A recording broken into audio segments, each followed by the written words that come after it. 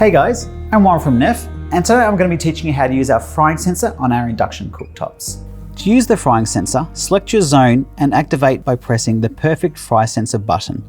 The fry sensor symbol lights up when activated.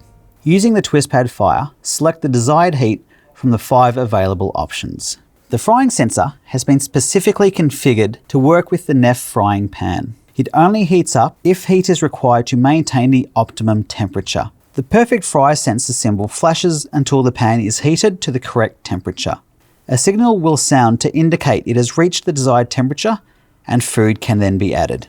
Temperature sensors within the cooktop will continuously measure the temperature, and sophisticated electronics regulate the pan temperature throughout the cooking process.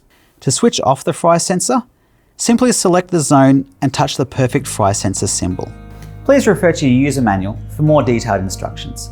Thanks for watching.